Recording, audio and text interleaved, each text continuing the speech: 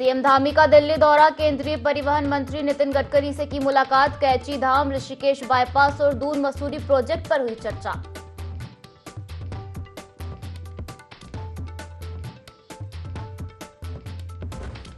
मुख्यमंत्री पुष्कर सिंह धामी ने CM helpline के व्हाट्सएप चैटबॉट का किया शुभारंभ, हेल्पलाइन पर शिकायत करने वालों से भी की बात, शिकायतकर्ताओं से नियमित संवाद करने के अधिकारियों को दिए निर्देश।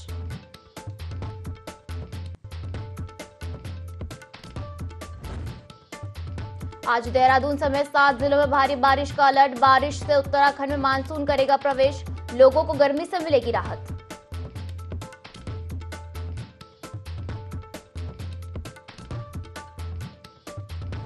हरिद्वार में नाबालिग से सामूहिक दुष्कर्म और हत्या के मामले का पुलिस ने किया खुलासा, 6 लोगों को किया गिरफ्तार, आरोपी बीजेपी नेता आदित्य राज सैनी अब भी फरार।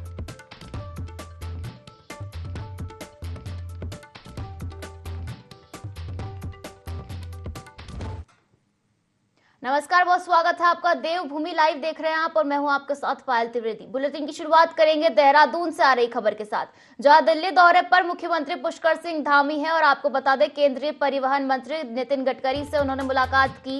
सीएम धामी ने राज्य की सड़क परियोजनाओं को मंजूरी देने का आग्रह किया है। आपको बता दें कैची धाम ऋषिकेश बाईपास और दून मसूरी प्रोजेक्ट पर चर्चा हुई है। कई योजनाओं को मंजूरी देने का केंद्रीय परिवहन मंत्री ने आश्वासन दिया है। तो बड़ी खबर आपको देहरादून से बता रहे हैं, जहां दिल्ली दौरे पर मुख्यमंत्री पुष्कर सिंह धामी है और केंद्रीय परिवहन मंत्री नितिन गडकरी से उन्होंने मुलाकात की। साथ ही बता दें सीएम धामी ने राज्य की सड़क परियोजनाओं को मंजूरी देने का आग्रह किया है। साथ ही कैची धाम ऋषिकेश बाईपास और दून मसूरी प्रोजेक्ट पर चर्चा की गई। कई योजनाओं को मंजूरी देने का केंद्रीय परिवहन मंत्री ने आश्वासन दिया है। तो देखिए, मुख्यमंत्री पुष्कर सिंह धामी दिल्ली दौरे पर है। कल भी उन्होंने केंद्रीय मंत्री भूपेंद्र यादव से मुलाकात की थी और आज नितिन गडकरी से मुलाकात की। सीएम धामी ने राज्य की सड़क परियोजनाओं को मंजूरी देने का आग्रह किया है।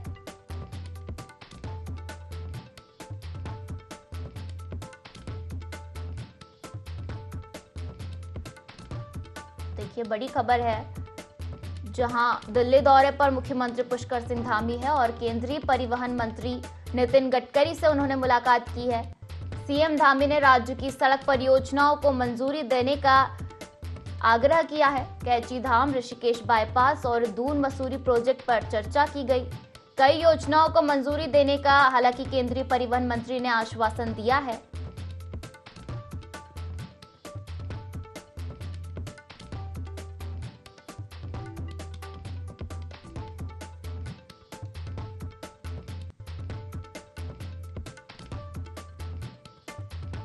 तो देखिए, खबर आपको देहरादून से बता रहे थे, जहां दिल्ली दौरे पर मुख्यमंत्री पुष्कर सिंह धामी हैं और केंद्रीय परिवहन मंत्री नितिन गडकरी से उन्होंने मुलाकात की है। कई सड़क परियोजनाओं को मंजूरी देने का सीएम धामी ने आग्रह किया है। हालांकि नितिन गडकरी ने भी आश्वासन दिया है।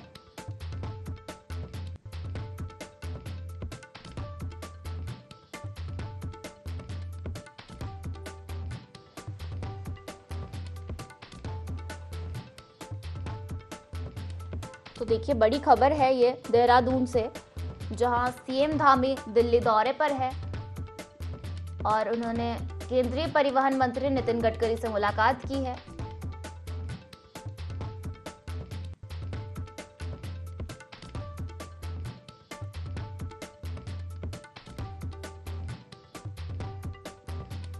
चलिए, ज्यादा जानकारी लेंगे। हमारे साथ उत्तराखंड से विनय सूद लाइव जुड़ चुके हैं। विनय, दिल्ली दौरे पर मुख्यमंत्री पुष्कर सिंह धामी है और उन्होंने केंद्रीय परिवहन मंत्री नितिन गडकरी से मुलाकात की है। किन प्रोजेक्ट्स को लेकर चर्चा की गई है और किन प्रोजेक्ट्स को लेकर सहमति बन पाई है?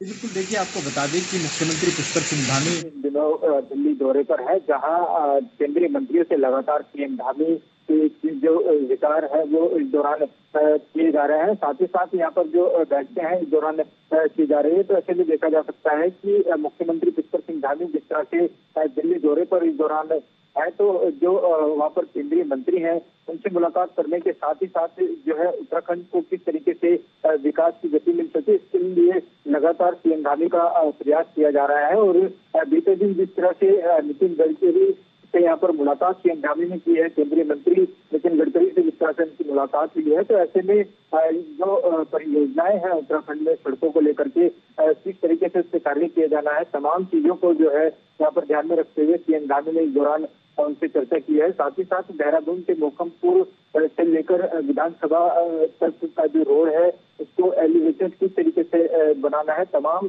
सभी जो यहाँ पर बड़ी रणनीति है, जो कार्य है सड़क योजनाओं को लेकर के जो है उसको लेकर यहाँ पर सीएम धामी ने उनसे चर्चा की है। जी विनय, कब तक मंजूरी मिल सकती है इन योजनाओं को, क्या लगता है? जी बिल्कुल, देखिए आपको बता दें कि जिस तरह से अभी हाल ही में लोकसभा चुनाव हुए हैं, उसके बाद में सीएम धामी जिस तरह से अभी दिल्ली पहुंचे हैं और सभी केंद्रीय मंत्रियों से उनके लगातार उत्तराखंड के विकास को लेकर चर्चा हो रही है। तो ऐसे में देखा जा सकता है कि जो परियोजनाएं इस दौरान सीएम धामी उत्तराखंड में शुरू करने के लिए तैयारी कर रहे हैं, तो वही केंद्रीय मंत्रियों का भी जो है पूरी तरीके से सहयोग इस दौरान मिल रहा है। और जिस तरह से यहाँ पर नितिन गडकरी की अगर बात करें तो उन्होंने आश्वासन भी इस दौरान दिया है कि उत्तराखंड को और किस तरीके से जो है विकसित किया जा सकता है। सड़क मार्गों की अगर बात करें तो सड़क मार्ग है उनको किस तरीके से दुरुस्त किया जा सकता है इस दौरान, तो तमाम चीजों को जो है ध्यान में रखते हुए यहाँ पर केंद्र सरकार ने भी आश्वासन दिया है कि पूरी तरह से उत्तराखंड के साथ जो है केंद्रीय सरकार भी है और हर संभव जो यहाँ पर कार्य होगा उत्तराखंड के विकास के लिए वो किया जाएगा। जी विनय, उत्तराखंड पर्यटन विभाग की दृष्टि से भी काफी महत्वपूर्ण माना जाता है, तो ये जो परियोजनाएं हैं अगर इनको मंजूरी मिल जाती है तो उत्तराखंड के लिए काफी बड़ी सौगात होगी।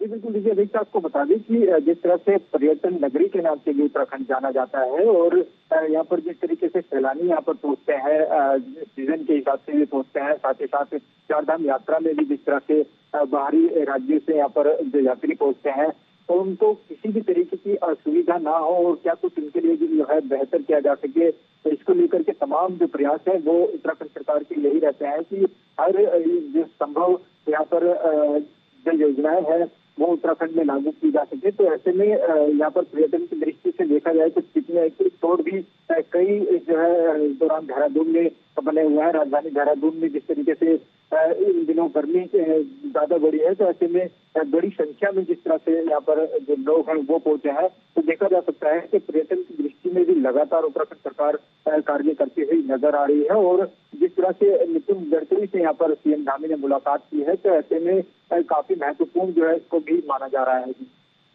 चलिए, शुक्रिया विनय हमसे जुड़ने के लिए और जानकारी साझा करने के लिए। अगली खबर का रुख करेंगे, जहां मुख्यमंत्री पुष्कर सिंह धामी ने नई दिल्ली में केंद्रीय सड़क परिवहन एवं राजमार्ग मंत्री नितिन गडकरी से भेंट कर उन्हें बधाई दी। इस दौरान मुख्यमंत्री ने राज्य की कई सड़क परियोजनाओं को मंजूरी देने का अनुरोध किया है।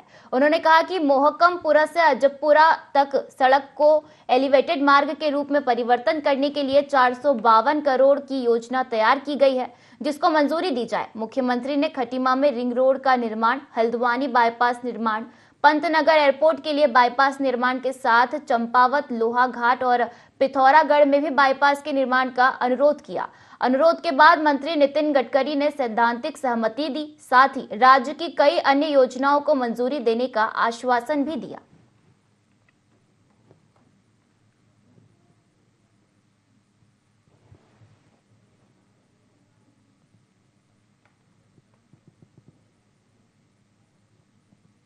तो देखिए, मुख्यमंत्री पुष्कर सिंह धामी ने नई दिल्ली स्थित उत्तराखंड सदन में वर्चुअल माध्यम से सीएम हेल्पलाइन की समीक्षा की। इस दौरान अधिकारियों को आगामी 15 दिनों में लंबित शिकायतों के सकारात्मक निवारण के निर्देश दिए। साथ ही जिन अधिकारियों ने पिछले 1 माह में सीएम हेल्पलाइन पोर्टल में लॉगिन नहीं किया है, उन अधिकारियों से भी स्पष्टीकरण लेने के साथ ही कार्रवाई की बात कही है। इस दौरान सीएम ने फोन पर शिकायतकर्ताओं से भी बात की और शिकायतकर्ताओं की शिकायतों का निराकरण किया गया।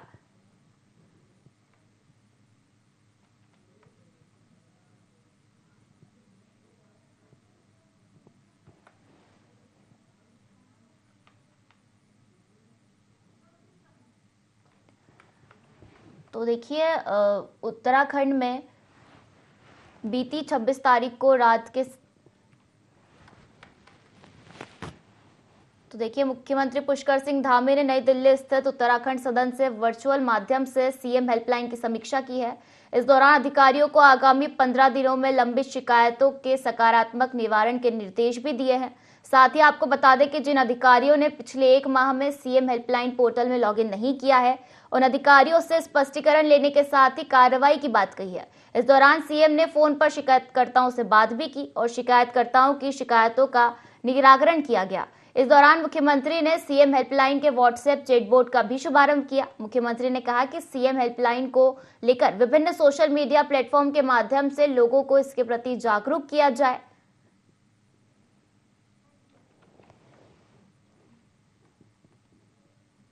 बीती 26 तारीख को रात के समय एक शंकरपुर सेलाकुई का रहने वाला 19 वर्षीय युवक यूसुफ के टोस नदी में डूबने की सूचना प्राप्त हुई, जिसके मौके पर कालसे पुलिस और एसडीआरएफ की संयुक्त टीम द्वारा सर्चिंग अभियान चलाया गया। लगातार सर्चिंग अभियान के दौरान 2 दिन के बाद युवक का शव टोस नदी से बरामद कर लिया है, जिसका पंचनामा कर मामले की जांच की जा रही है।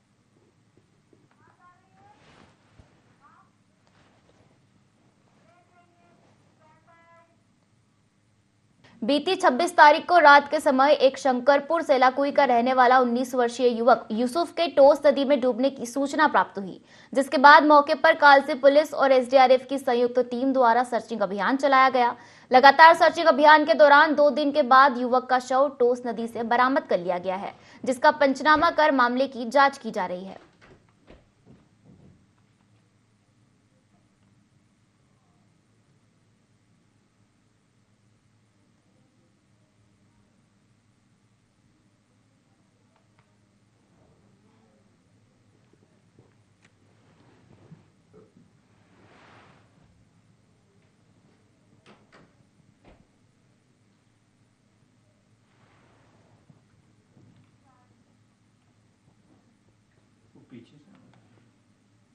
राज्य सरकार में पीआरडी स्वयंसेवक विभिन्न विभागों में अपनी सेवाएं देते रहते हैं। ऐसे में पीआरडी द्वारा लगातार अपनी कई मांगों से राज्य सरकार को अवगत कराया जाता रहा है।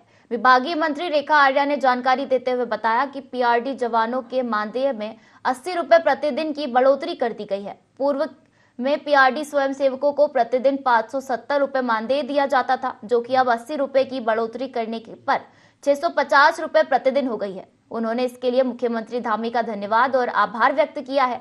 मंत्री रेखा आर्या ने कहा कि मुख्यमंत्री धामी राज्य कर्मचारियों के हित में लगातार कई अहम फैसले ले रहे हैं। पीआरडी जवानों की एक मांग की उनके मानदेय में वृद्धि होनी चाहिए, उस मांग को पूर्ति करने की दिशा में एक बढ़ता हुआ कदम है। मैं माननीय मुख्यमंत्री पुष्कर सिंह धामी जी का बहुत धन्यवाद देती हूँ। सामान्यतः किसी भी मानदेय कर्मी का मानदेय उस समय बढ़ाया जाता है जिस समय हम चुनाव के आसपास होते हैं, लेकिन मैं माननीय मुख्यमंत्री जी का विशेष धन्यवाद करती हूँ कि उन्होंने विभाग की मंशा को समझते हुए, पीआरडी जवानों की समस्याओं को समझते हुए, जिस समय नितांत आवश्यकता थी उस समय उनका जो है मानदेय वृद्धि करने का काम किया है। तो इसके लिए मैं उनका हृदय की गहराइयों से धन्यवाद करती हूँ। इस बढ़ते हुए मानदेय के साथ में हमारे पीआरडी जवान अब ऊंचे मनोबल के साथ में काम करेंगे। प्रदेश कांग्रेस अध्यक्ष ने नवनिर्वाचित लोकसभा अध्यक्ष ओम बिरला के कार्य व्यवहार को उनके संवैधानिक पद की गरिमा के खिलाफ बताया। लोकसभा अध्यक्ष निर्वाचित होते ही ओम बिरला ने जिस तरह सदन में आपातकाल पर पार्टी विशेष के नेता की भांति भाषण दिया, वह उनके पद की गरिमा के अनुरूप नहीं था। महारा ने कहा कि ओम बिरला पर उनके पिछले कार्यकाल में भी इसी प्रकार के आरोप लगे थे। उन्होंने सदन में बिना चर्चा कराए गए कई अध्यादेश पारित किए। विपक्षी दल के सदस्यों पर बड़ी संख्या में लोकतंत्र की परंपराओं के विपरीत निलंबन की कार्रवाई की। उन्होंने कहा कि आपातकाल को लोग इस समय नकार चुके थे, जब जनता पार्टी सरकार पतन के बाद इंदिरा गांधी के नेतृत्व में कांग्रेस पार्टी को प्रचंड बहुमत मिला था।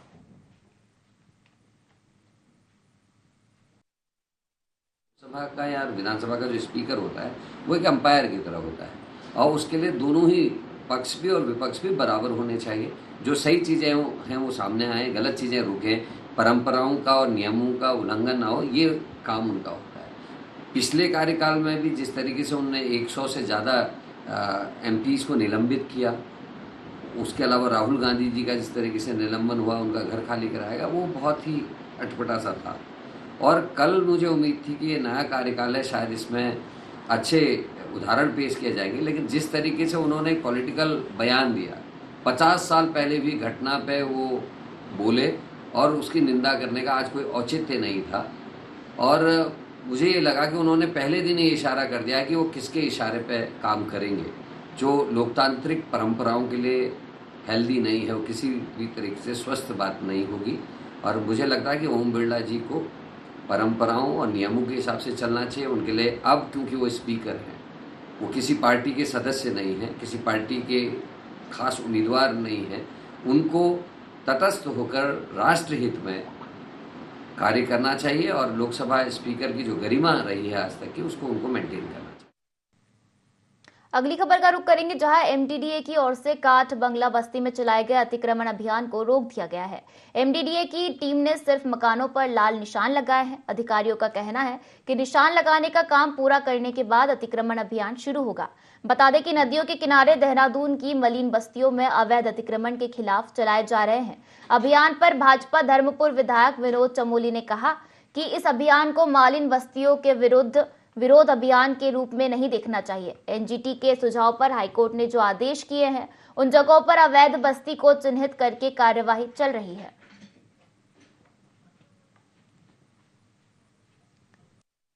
कोई अतिक्रमण हटाओ का अभियान नहीं चल रहा है, बस्तियों पर नहीं चल रहा है। ये एनजीटी के कारण जो हाईकोर्ट ने आदेश किए हैं, उन लोगों को चिन्हित करके उन पर कार्रवाई चल रही है और इसकी बाकायदा जांच पड़ताल हुई है। अभी काठबंगला क्षेत्र में गब्बर सिंह बस्ती में भी इसी प्रकार की कार्रवाई चल रही थी। महिला की मौत में दुर्भाग्यपूर्ण रही वहाँ पर हुई है और उसके बाद मैं देख रहा था कि वहाँ पर दोबारा से फिर जांच हो रही है। हम लोग ये सुनिश्चित कर लेना चाहते हैं कि 16 से पहले के जो लोग हैं उन पर कोई कार्रवाई न हो। हालांकि हम इन कार्रवाई तो बहुत पसंद नहीं है, लेकिन कठिनाई यही है कि हाईकोर्ट के आदेश है और हाईकोर्टों के आदेशों के ऊपर कोई सरकार नहीं होती है।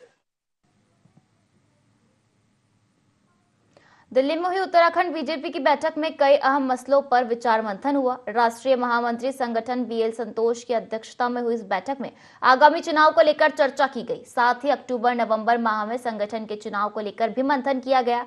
इस बात की जानकारी भाजपा प्रदेश प्रवक्ता विपिन कैंथोला ने दी।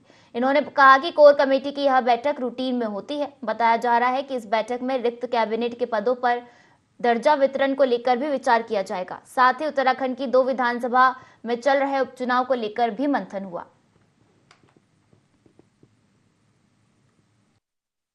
Bharatiya Janata party core committee की बैठकें होती रहती हैं और सारे सांसद हमारे दिल्ली में समय, क्योंकि सत्र चल रहा है तो सभी सांसद वहीं हैं, राज्यसभा के, लोकसभा के। उन लोगों के साथ भी, सांसदों के साथ भी संगठन को बैठना था। इसी को लेकर के वहाँ पर मुख्यमंत्री जी, हमारे प्रदेश अध्यक्ष, महामंत्री संगठन, स्टेट के, हमारे केंद्र के तमाम, हमारे राज्यसभा के सांसद, लोकसभा के सांसद सभी उस बैठक में रहे हैं।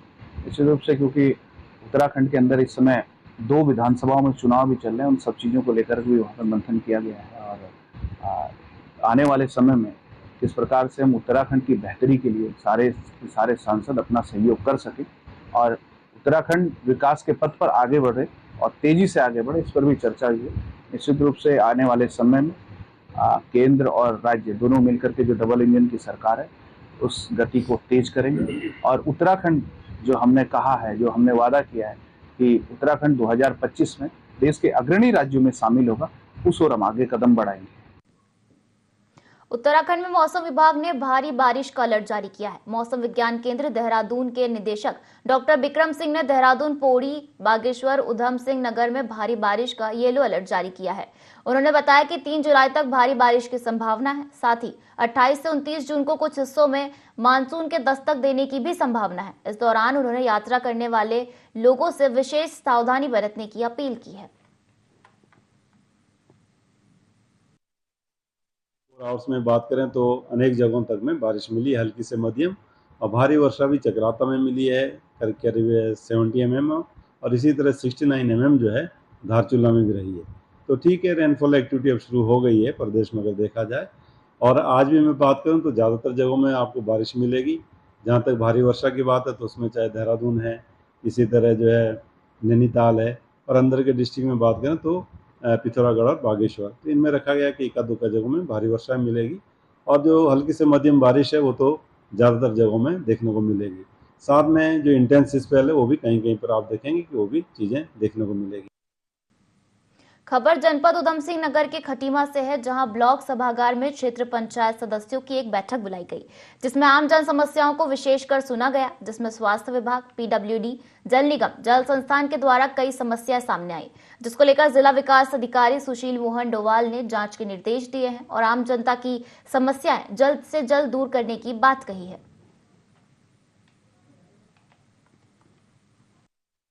खटीमा में क्षेत्र पंचायत की बैठक हुई।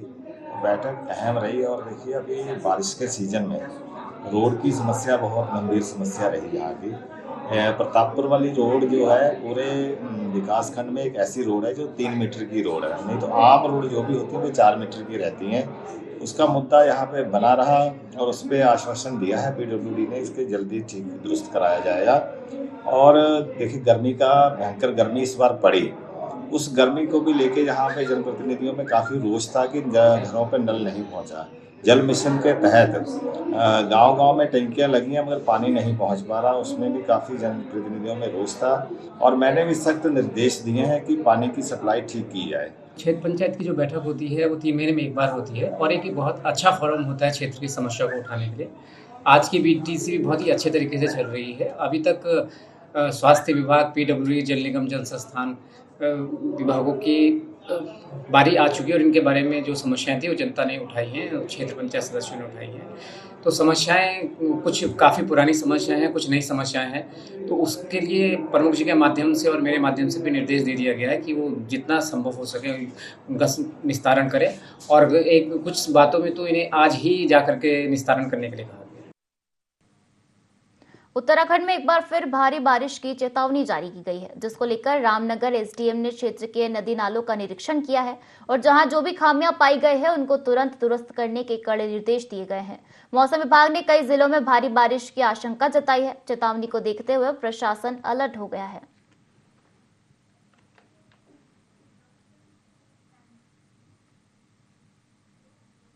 1 अक्टूबर से प्रदेश के सभी वाहनों के फिटनेस जांच ऑटोमेटिक कराए जाने के केंद्र सरकार के आदेश के बाद उत्तराखंड परिवहन विभाग ने इसके लिए सभी तैयारियां पूरी कर ली है। संयुक्त परिवहन आयुक्त सनत कुमार सिंह ने बताया कि प्रदेश में वाहनों की जांच के लिए 12 ऑटोमेटेड फिटनेस टेस्ट सेंटर बनाए जा रहे हैं। इनमें से 4 सेंटर देहरादून, रुद्रपुर, हरिद्वार और हल्द्वानी में ऑटोमेटेड फिटनेस सेंटर शुरू हो चुके हैं, जबकि सोलाकुई और रुड़की में यह निर्माणाधीन है। उन्होंने बताया कि भारत सरकार के सहयोग से ऋषिकेश और कोटद्वार में कार्य चल रहा है। 1 अक्टूबर से सभी भारी माल वाहनों, सवारी वाहनों से लेकर निजी वाहनों की फिटनेस जांच भी इसी ऑटोमेटेड सेंटर से कराई जाएगी।